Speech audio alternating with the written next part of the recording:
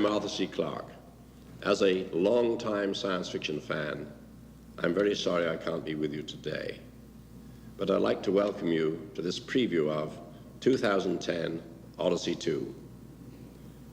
For the last year, I've been working with Peter Hyams and MGM on this movie, which I'm very excited about, and I hope you will be as well. So sit back and enjoy this preview of my next Odyssey to the moons of Jupiter and beyond. The monumental task of bringing 2010 to the screen began in May 1983, when writer-director Peter Hyams started work on the screenplay. During the script-writing process, Hyams and Clarke exchanged ideas via computer link-up between Hyams' office in Los Angeles and Clarke's home in Sri Lanka.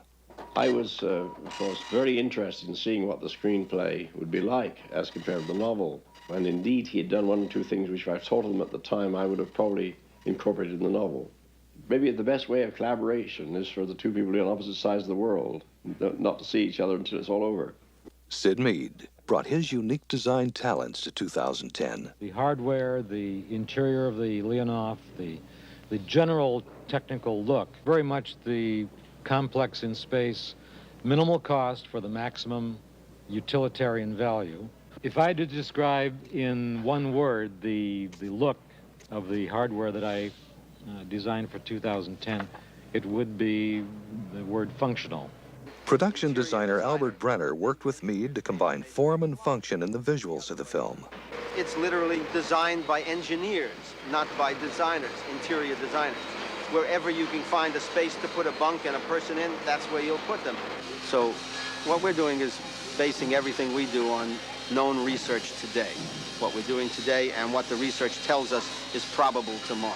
The credits of visual effects supervisor Richard Edlund include the Star Wars trilogy, Raiders of the Lost Ark, Poltergeist, and Ghostbusters. 2010 is not going to necessarily look like 2001. In fact, it won't look like 2001.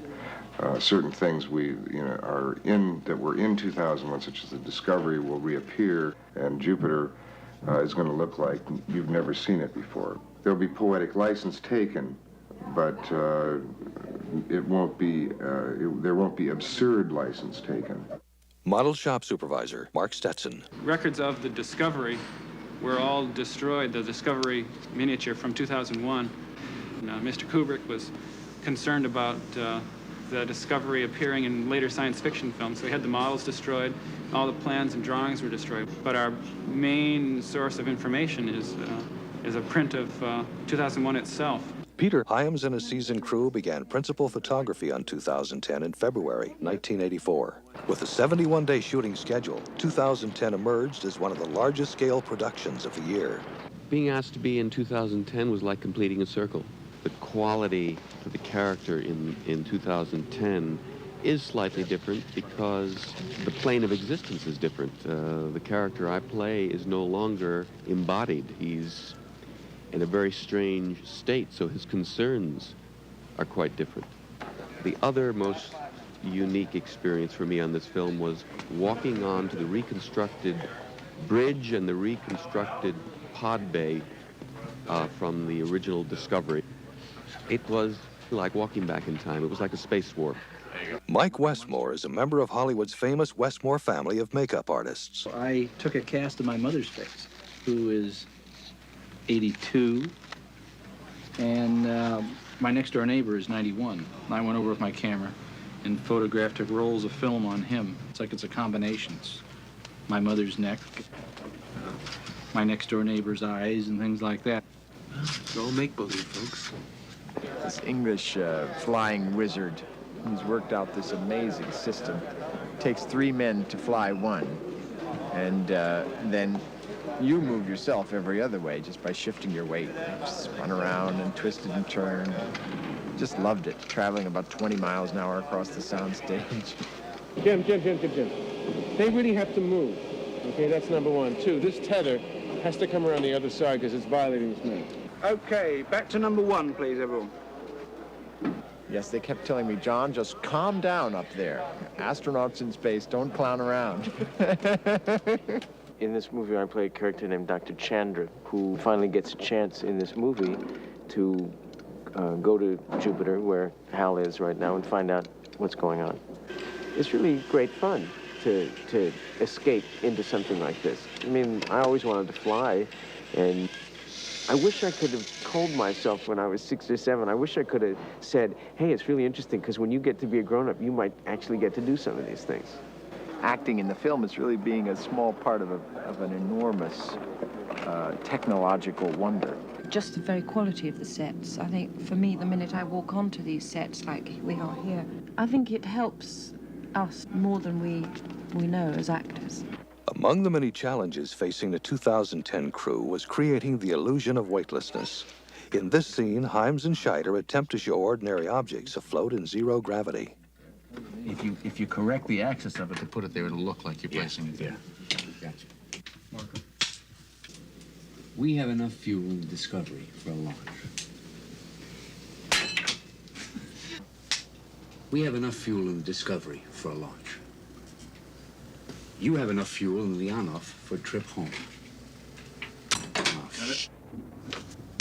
You have enough fuel in the Leonov for a trip back home. Discovery. Will you have enough fuel aboard the Leonov for the trip home. I'm so amazed by this. The fact that this movie has as a, its underlying theme, the fact that we got to get along together is, I think, an immediate concern to all of us.